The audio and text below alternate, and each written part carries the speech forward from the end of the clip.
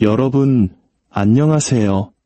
경제와 돈에 대한 진실을 파헤치는 당신의 금융 멘토, 핀플루언서입니다. 혹시 부의 축복이나 경제적 지혜가 소수에게만 허락된 비밀이라고 생각하시나요? 천만에요. 그 지혜는 바로 여러분의 선택에 달려 있습니다. 오늘 이 영상이 그 선택의 시작이 될 겁니다.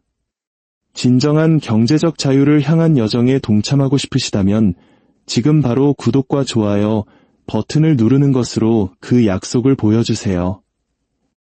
여러분의 클릭 한 번이 부의 흐름을 바꾸는 첫걸음이 될 겁니다. 자, 오늘 본론으로 들어가죠. 여러분, 우리는 어릴 때부터 이렇게 배웠습니다. 빚은 개인의 실패다. 무책임하게 신용카드를 긁거나 감당 못할 물건을 사면 생기는 실수다. 라고요. 그런데 만약 이게 다 새빨간 거짓말이라면 어떨 것 같으세요? 만약 이 사회 시스템 전체가 빚을 그냥 허용하는 수준이 아니라 아예 빚을 필수적으로 만들도록 설계되었다면요? 이건 시스템의 버그가 아니라 가장 핵심적인 기능이라는 겁니다. 왜냐하면 아무도 당신에게 이 사실을 알려주고 싶어 하지 않기 때문이죠. 빚더미에 허덕이는 대중은 자신의 시간을 온전히 소유한 자유로운 대중보다 통제하기가 훨씬 쉽습니다. 그리고 이 시스템을 운영하는 사람들은 이 사실을 아주 잘 알고 있습니다. 늘 그래왔죠. 이 속임수는 은행보다, 신용카드보다, 심지어 주택담보대출보다도 훨씬 오래됐습니다. 수천 년 전으로 거슬러 올라가죠. 그리고 인류 문명이 사람들을 영원한 빚의 굴레에 가두는 방법을 알아낼 때마다 똑같은 일이 반복되었습니다. 바로 다수가 소수를 위해 끝없이 일하게 되는 구조 말입니다. 자유는 사치품이 되고 탈출은 불가능해집니다. 불편한 진실을 마주할 시간입니다. 당신이 빚을 진 건 우연이 아닙니다. 바로 그렇게 설계되었기 때문입니다. 대부분이 안다고 착각하는 것부터 시작해 봅시다. 바로 중세시대의 농노입니다. 농노라고 하면 보통 법적으로 소유되고 땅에 쇠사슬로 묶여 자유가 전혀 없는 사람을 상상하시죠? 반은 맞습니다. 하지만 모든 것을 바꿔놓는 결정적인 디테일이 있습니다. 농노는 고전적인 의미의 노예가 아니었습니다. 사고 팔리는 존재가 아니었죠. 그들을 오가맨 것은 쇠사슬이 아니라 바로 빚이었습니다. 중세 유럽에서 농민들은 자신이 소유하지 않은 땅에서 일했습니다. 땅, 방앗간, 빵 굽는 화덕, 심지어 숲까지 모두 영주의 것이었죠. 당신이 수확한 곡식을 가루로 만들고 싶다면 영주의 방앗간을 쓰고 사용료를 내야 했습니다. 빵을 굽고 싶다면 영주의 화덕을 쓰고 또 돈을 냈죠. 땔감을 구하고 싶어도 허락을 받고 세금을 내야 했습니다. 가족을 먹이려고 토끼 한 마리 사냥하는 건 밀렵행위로 사형에 처해질 수 있는 중죄였습니다. 왜냐하면 숲의 동물조차 영주의 소유였으니까요. 농노가 이 모든 사용료, 11조, 세금을 다 내고 나면 생존에 필요한 최소한의 것만 겨우 남았습니다. 그러다 흉년이 들거나 가족이 아프거나 농기구가 부서지기라도 하면 당연히 영주에게 돈을 빌려야 했습니다. 물론 이자를 붙여서요. 순식간에 농노는 단순히 땅에서 일하는 사람이 아니라 절대 벗어날 수 없는 빚을 갚기 위해 일하는 존재가 되어버립니다. 그리고 여기서 핵심이 나옵니다. 이 시스템은 애초에 빚을 절대 완전히 갚을 수 없도록 설계되었습니다. 왜냐고요? 빚을 다 갚은 농노는 영지를 떠나버릴 수도 있고 더 높은 품삯을 요구할 수도 있으니까요. 한마디로 협상력이 생기는 거죠. 하지만 빚과 의무에 허덕이는 농노는요? 그냥 머물고 일하고 복종합니다. 그리고 그 빚을 자식에게 물려주죠. 어디서 많이 들어본 이야기 같지 않으세요? 당연합니다. 작동 방식은 변하지 않았으니까요. 용어만 바뀌었을 뿐입니다. 중세농노는 자기 노동력의 약 30%를 세금, 11조, 각종 수수료 형태로 영주에게 바쳤습니다. 오늘날 한국의 직장인은 소득세, 지방세, 4대 보험료 등으로 얼마를 낼까요? 여기에 여러분의 주택담보대출, 바로 그 영끌 대출, 학자금 대출, 자동차 할부금, 카드값을 더해봅시다. 갑자기 당신은 소득의 30%가 아니라 60%, 70%, 심지어 80%를 단지 의무를 이행하기 위해 쓰고 있습니다. 당신은 자유롭게 사는 게 아닙니다. 현대판 금융농노제 시스템 안에서 살고 있는 겁니다. 중세농노와 똑같이 이 빚은 당신이 결코 완전히 빠져나올 수 없도록 설계되어 있습니다. 대출을 갈아탈 수도 있고 통합할 수도 있고 최소 상환액만 낼 수도 있죠. 하지만 원금은 좀처럼 사라지지 않습니다. 만약 빚이 사라진다면 당신은 그렇게 열심히 일하지 않을지도 모르니까요. 리스크를 감수하고 창업을 할 수도 있고 그냥 회사를 그만둘 수도 있습니다. 시스템은 그걸 허용할 수 없는 겁니다. 더 과거로 가볼까요? 고대 로마입니다. 사람들은 로마 하면 위대한 군대, 대리석 기둥, 황제를 떠올리죠. 하지만 수세기 동안 로마의 진짜 권력은 황제가 아니었습니다. 바로 채권자들이었죠. 로마 공화정 초기 빚 문제는 정말 잔혹했습니다. 대출을 갚지 못하면 당신은 채무 노예가 되었습니다. 채권자가 말 그대로 당신의 몸을 담보로 가져갈 수 있었죠. 빚을 다 갚을 때까지 그들의 집이나 밭에서 일해야 했습니다. 만약 갚지 못하면 당신의 자녀들이 그 의무를 물려받았습니다. 범죄를 저질러서가 아니라 단지 돈을 빌렸다는 이유만으로 온 가족이 속박에 갇힐 수 있었습니다. 이 시스템은 끊임없는 사회 불안을 야기했습니다. 빚에 짓눌린 가난한 로마인들은 계속해서 반란을 일으켰죠. 그때마다 엘리트들은 똑같은 계산을 했습니다. 빚을 탕감해주고 권력을 잃거나 아니면 족쇄를 더 단단히 채우고 반란의 위험을 감수하거나 그들은 보통 통제를 선택했습니다. 기원전 326년 포이텔리우스 법이 제정되어 시민에 대한 채무 노예제가 금지되고 나서야 상황이 바뀌었지만 그 논리는 사라지지 않았습니다. 그저 형태를 바꿨을 뿐이죠. 사람의 몸을 노예로 삼는 대신 로마는 세금, 임대료, 경제적 종속을 통해 그들의 노동을 노예로 삼는 법을 배웠습니다. 공화정 말기에 이르러 로마 경제는 법적으로는 노예가 아니지만 평생 의무를 다하기 위해 이를 멈출 수 없었기에 실질적인 자유가 전혀 없는 거대한 하층 계급에 의해 움직였습니다. 이 패턴이 소름 끼치는 이유가 있습니다. 로마는 야만인의 침략이나 군사적 패배 때문에 멸망한 게 아닙니다.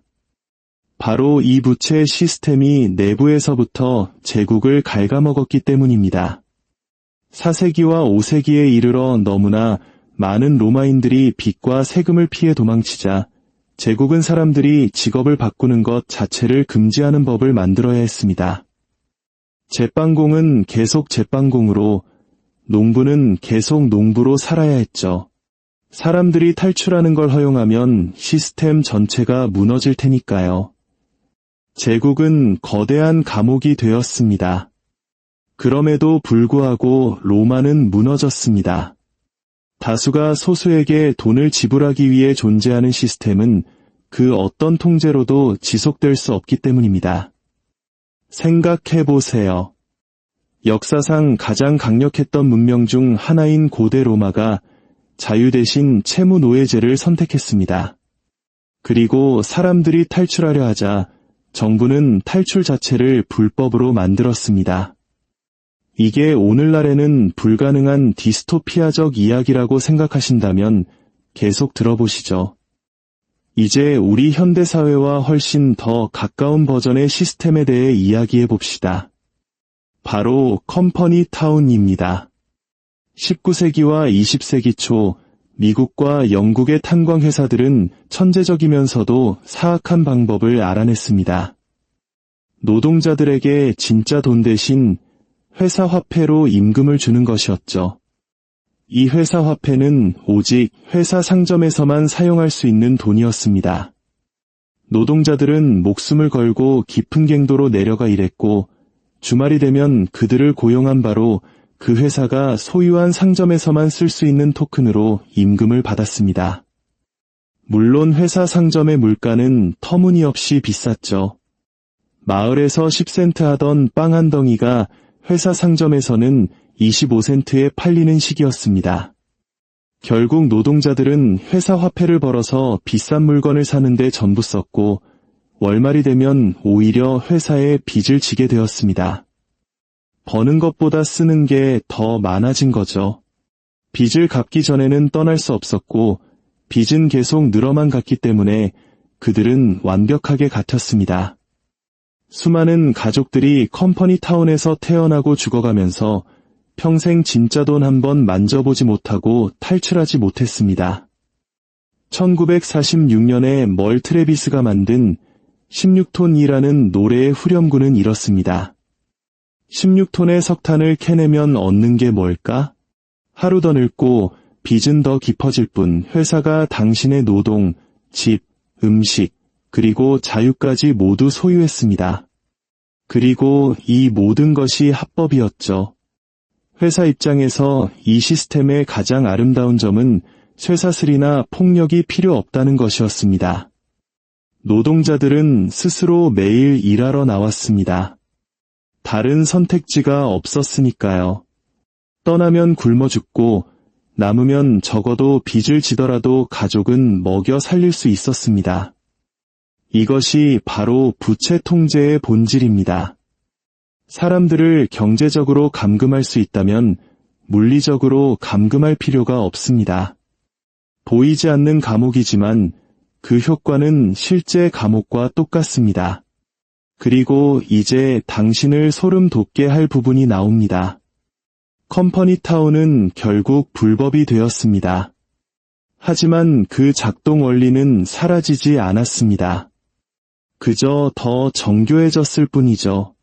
오늘날 당신은 회사 화폐로 월급을 받지 않습니다. 원화로 받죠. 하지만 그 돈은 당신이 피할 수 없는 의무들을 갚기 위해 곧바로 흘러 들어갑니다. 월급이 통장에 들어오자마자 몇 시간 안에 사라집니다. 주택담보대출 원리금, 자동차 할부, 학자금 대출, 보험료, 신용카드 최소 결제 금액, 남는 게 뭔가요? 다음 월급날까지 겨우 버틸 식료품비와 교통비뿐입니다. 16톤을 캐내면 얻는 게 뭘까? 하루 더 늙고 빚만 더 깊어질 뿐 이제 국가적 차원에서 이 시스템이 어떻게 작동하는지 보여주는 최근의 예로 넘어가 봅시다. 2차 세계대전 후 미국과 연합국은 독일에 막대한 전쟁 배상금을 물렸습니다. 하지만 곧 문제를 깨달았죠. 배상금을 강제로 징수하면 독일 경제가 무너지고 또다시 극단주의 세력이 등장할 수 있었습니다. 그래서 연합국은 영리한 방법을 썼습니다. 부채의 대부분을 탕감해주고 마셜 플랜을 통해 독일을 재건했으며 새로운 경제 질서에 편입시켰습니다. 왜 그랬을까요? 빚에 허덕이는 독일은 위험했지만 생산하고 무역하고 소비할 수 있는 독일은 이익이 되었기 때문입니다. 교훈은 명확했습니다. 빚은 통제에 유용하지만 과도한 빚은 채무자와 채권자 모두를 파멸시킨다는 것. 채무자는 죽지 않고 계속 일해야 합니다. 죽은 채무자는 아무것도 갚지 못하니까요. 그런데 흥미로운 점은 유럽을 재건했던 바로 그 교훈이 개인에게는 결코 적용되지 않았다는 사실입니다. 정부는 적당하고 관리 가능한 부채가 국가를 기능적으로 유지시킨다는 것을 배웠습니다. 하지만 시민 개개인에게는 계산법이 달랐죠. 개인 부채에 묻힌 대중은 반란을 일으키지 않습니다. 그럴 시간이 없거든요. 그들은 일하고 돈을 내고 소비하고 조용히 지냅니다. 그래서 2차 세계대전 이후 수십 년 동안 임금은 정체되고 물가는 치솟았을 때 해결책은 임금을 올리거나 집값을 안정시키는 것이 아니었습니다.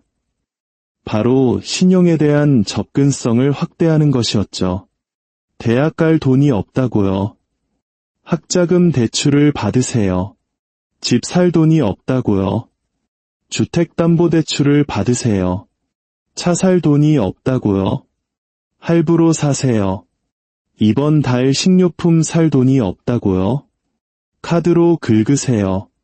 시스템은 사람들에게 살아갈 만큼 충분한 돈을 지불하는 방식에서 살아남을 만큼 충분한 돈을 빌려주는 방식으로 전환되었습니다.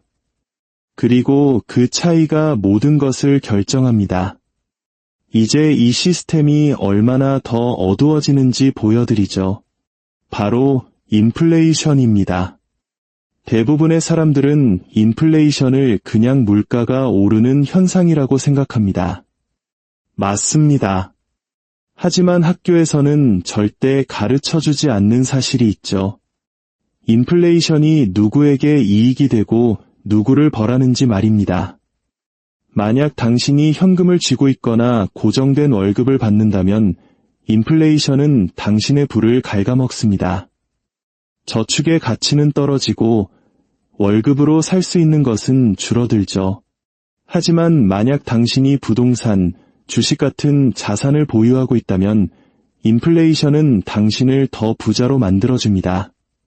그리고 만약 당신이 빚을 지고 있다면 인플레이션은 최고의 친구가 됩니다.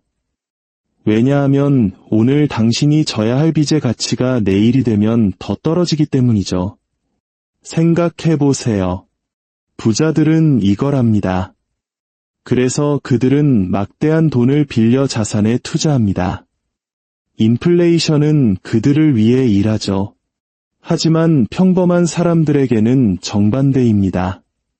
당신은 가치가 떨어지는 것들을 사기 위해 돈을 빌립니다. 취업을 보장하지 못할 수도 있는 학위를 위한 학자금 대출, 차를 몰고 나오는 순간부터 가치가 떨어지는 자동차 대출, 이미 다 써버린 비용을 위한 신용카드 빚.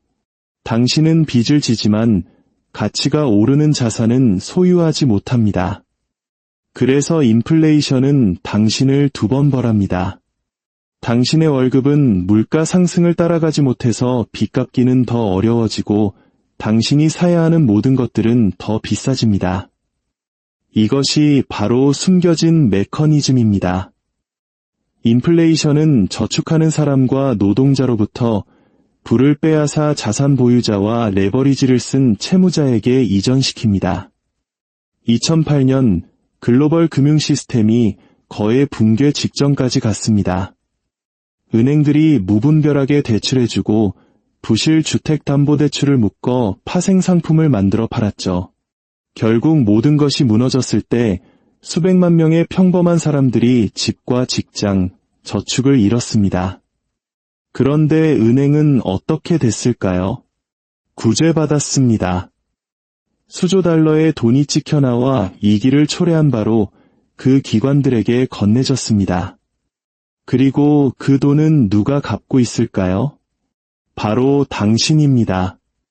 세금을 통해, 인플레이션을 통해, 생활비 상승률을 따라잡지 못하는 임금을 통해 말이죠. 2008년 구제금융은 구조가 아니었습니다. 부의 이전이었습니다. 부는 대중에게서 은행으로, 다수에게서 소수에게로 이동했습니다. 그리고 그 메커니즘은 바로 빚이었습니다. 2020년 팬데믹이 터졌을 때도 똑같았습니다. 전 세계 정부는 경제를 셧다운하고 수조 달러를 찍어냈습니다. 그 돈은 어디로 갔을까요? 일부는 재난지원금으로 갔지만 대부분은 대기업, 은행, 자산시장으로 흘러 들어갔습니다. 주식시장은 폭등했고 부동산 가격은 폭발했으며 억만장자들의 자산은 수조 달러가 늘었습니다. 그런데 평범한 사람들에게는요? 월세는 오르고 식료품 가격은 비싸지고 월급은 그대로였습니다. 이것이 바로 사기입니다. 그들은 빚이 개인의 선택이라고 말합니다. 인플레이션은 그냥 경제 현상일 뿐이라고 말하죠. 하지만 아닙니다. 이건 시스템입니다. 당신을 계속 일하게 만들고 계속 소비하게 만들고 자유로워질 만큼의 부를 절대 축적하지 못하게 하도록 설계된 시스템입니다. 학자금 대출을 보면 이 덫이 가장 명확하게 보입니다. 한국의 대학 등록금은 수십 년간 엄청나게 올랐습니다. 이건 그냥 인플레이션이 아니에요. 설계된 겁니다. 의회에서 학자금 대출은 파산을 해도 면책되지 않는다는 법을 통과시켰습니다. 당신이 파산 신청을 하면 신용카드 빚이나 병원비는 탕감될 수 있지만 학자금 대출은 영원히 당신을 따라다닙니다. 왜일까요? 학자금 대출은 정부가 보증하기 때문입니다. 은행은 절대 손해보지 않습니다. 당신이 빚을 못 갚으면 정부가 대신 갚아주고 정부는 당신의 월급을 압류하거나 세금 환급금을 가로채는 방식으로 평생 당신에게서 돈을 받아냅니다. 탈출구가 없는 거죠. 이것은 끔찍한 유인을 만듭니다. 대학은 등록금을 마음대로 올릴 수 있습니다. 어차피 학생들이 필요한 만큼 대출받을 수 있으니까요. 은행은 리스크가 없으니 마음껏 빌려줍니다. 그리고 평생 대학만이 성공의 유일한 길이라고 배워온 학생들은 이해하지도 못한 채 빚더미에 서명합니다. 그 빚은 수십 년간 당신을 따라다닙니다. 내 집 마련을 늦추고 결혼과 출산을 늦추고 은퇴 준비를 늦춥니다. 당신이 싫어하는 직장에서 계속 일하게 만듭니다. 최소 상환액을 내야 하니까요. 그리고 마침내 당신이 경제적으로 안정될 때쯤이면 당신은 너무 늙고 지쳐서 죽을 때까지 계속 일하는 것 외에는 아무것도 할 수 없게 됩니다. 학자금 대출은 위기가 아닙니다. 시스템의 핵심 기능입니다. 한 세대 전체를 금융적 종속 상태로 묶어두는 방법이죠. 주택담보대출도 마찬가지입니다. 30년 만기 주택담보대출은 내 집 마련의 꿈으로 포장되어 팔립니다. 집을 사고 자산을 쌓고 진짜 내 것을 소유하는 거죠. 과연 그럴까요? 30년 만기 대출의 첫 15년 동안 당신이 내는 돈의 대부분은 원금이 아니라 이자로 나갑니다. 당신은 자산을 쌓는 게 아니라 은행에 월세를 내고 있는 겁니다. 게다가 만약 당신이 대출을 다 갚아서 온전히 당신 소유의 집이 되었다고 해도 당신은 여전히 진짜 주인이 아닙니다. 왜냐하면 재산세는 당신이 정부로부터 집을 빌려 쓰는 대가로 내는 돈과 같기 때문입니다. 세금을 못 내면 정부는 당신의 집을 압류할 수 있습니다. 결국 소유권조차 환상에 불과합니다. 당신은 언제나 누군가에게 돈을 내고 있는 겁니다. 신용카드는 가장 명백한 덫이죠. 평균 이자율 20%로 계산하면 당신은 원금을 갚는 게 아니라 그냥 이자만 내고 있는 겁니다. 만약 최소 금액만 결제한다면 빚을 다 갚는데 수십 년이 걸릴 겁니다. 무엇을 위해 수십 년을 바치나요? 월급만으로는 감당이 안 돼서 긁었던 식료품, 교통비, 병원비를 위해서요. 신용카드는 사치가 아닙니다. 임금이 50년 동안 물가를 따라잡지 못한 시스템에서 생긴 임시 방편일 뿐입니다. 그리고 시스템은 이걸 아주 좋아합니다. 매달 당신의 소득 일부가 은행으로 흘러들어가고 당신은 덫에 갇혀 있게 되니까요. 패턴이 보이시나요?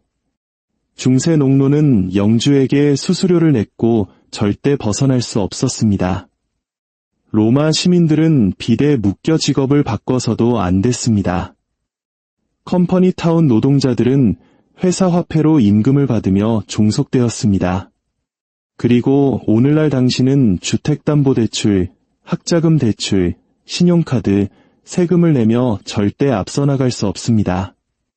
메커니즘과 용어는 바뀌었지만 결과는 항상 똑같습니다.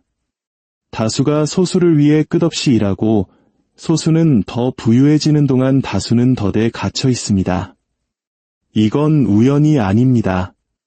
시스템이 정확히 의도한 대로 작동하고 있는 겁니다. 그렇다면 왜 시스템은 당신이 빚지기를 원할까요? 빚은 곧 통제이기 때문입니다.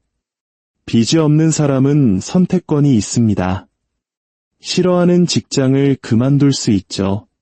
1년쯤 쉬면서 새로운 기술을 배우거나 여행을 떠날 수도 있습니다. 사업을 시작할 수도 있고요. 절박하지 않기 때문에 착취에 대해 아니오라고 말할 수 있습니다. 하지만 빚이 있는 사람은요? 그냥 출근합니다. 임금 삭감을 받아들이고 야근을 합니다. 굴욕을 삼킵니다. 선택의 여지가 없기 때문이죠. 빚은 당신의 협상력을 제거하고 당신을 자유로운 개인에서 순종적인 노동자로 바꿔놓습니다. 그것이 바로 시스템이 필요로 하는 것입니다. 더 깊은 진실은 시스템이 단지 당신이 빚지기를 원하는 게 아니라 당신이 빚을 져야만 존재할 수 있다는 겁니다. 현대 경제에서 돈 자체가 빚으로 창조됩니다. 은행이 대출을 해줄 때 금고에서 돈을 꺼내는 게 아닙니다. 당신의 계좌에 숫자를 입력함으로써 새로운 돈을 창조합니다. 그 돈은 당신이 갚겠다고 동의했기 때문에 존재하는 겁니다. 만약 내일 모든 사람이 빚을 다 갚아버린다면 통화 공급은 붕괴하고 경제는 멈춰 설 겁니다. 이 시스템은 당신이 빚을 지고 빚진 채로 살고 그 빚을 다음 세대에게 물려주는 것에 의존합니다. 이제 당신이 정말로 분노해야 할 부분입니다. 이 시스템을 운영하는 은행, 정부, 기업들은 이 모든 것을 알고 있습니다. 그래서 수십 년 동안 저축은 더 어렵게, 대출은 더 쉽게 만들어 온 겁니다. 주택, 교육, 유료 비용이 폭등하는 동안 임금이 정체된 이유가 바로 이것입니다. 그들은 당신이 빚을 진 것이 당신 탓이라고, 당신이 무책임하고 충분히 노력하지 않았고 나쁜 선택을 했기 때문이라고 당신을 세뇌시켰습니다. 하지만 그건 거짓말입니다. 당신은 시스템이 당신을 그곳에 밀어넣고 거기에 머물게 하도록 설계되었기 때문에 빚을 진 겁니다. 그렇다면 어떻게 해야 할까요? 첫째, 이 게임의 규칙을 인정하세요. 빚은 중립적인 도구가 아닙니다. 족쇄입니다. 당신이 빚진 모든 돈은 당신이 팔아버린 자유의 조각입니다. 둘째, 빠져나오기 위해 싸우세요. 쉽기 때문이 아니라 당신의 시간을 되찾을 유일한 방법이기 때문입니다. 가장 작은 빚부터 갚아나가세요. 지출을 줄이고 필요 없는 물건을 파세요. 잔인하고 불공평하게 들리겠지만 당신이 없애는 모든 빚은 당신이 되찾는 자유입니다. 셋째, 한번 빠져나오면 다시는 들어가지 마세요. 저축을 하고 가치를 지닌 자산에 투자하세요. 그리고 절대로 이 시스템이 당신을 다시 족쇄로 유인하도록 내버려 두지 마세요. 넷째, 이 싸움이 단지 개인의 싸움이 아니라 세대를 잇는 싸움임을 이해하세요. 시스템은 당신의 자녀들도 빚지기를 원합니다. 그 주기는 당신 세대에서 끊어야 합니다. 역사는 반복되지 않지만 그 패턴은 무시할 수 없을 정도로 명확합니다. 중세의 농노, 로마의 채무노예, 컴퍼니타운의 노동자들, 그리고 주택담보대출과 학자금 대출에 허덕이는 현대인들. 시대는 다르지만 덫은 똑같습니다. 예속된 삶을 살면서 자유롭다는 환상을 갖게 하는 것. 시스템은 사람들을 통제하기 위해 물리적인 쇠사슬이 필요 없다는 것을 배웠습니다. 금융적인 쇠사슬이면 충분하니까요. 그리고 가장 효과적인 쇠사슬은 사람들이 그것을 성공의 사다리라고 믿으며 스스로 목에 거는 쇠사슬입니다. 그들이 당신이 영원히 빚지기를 원하는 진짜 이유는 간단합니다. 자유로운 대중은 위험한 대중이기 때문입니다. 그리고 빚더미에 묻힌 대중은 그 감옥을 만든 권력의 위협을 가하기는커녕 살아남기에 너무 바쁘기 때문입니다. 역사 속에 모든 답이 있습니다. 그리고 이 채널이 그 답을 찾는 지도를 여러분께 보여드릴 겁니다.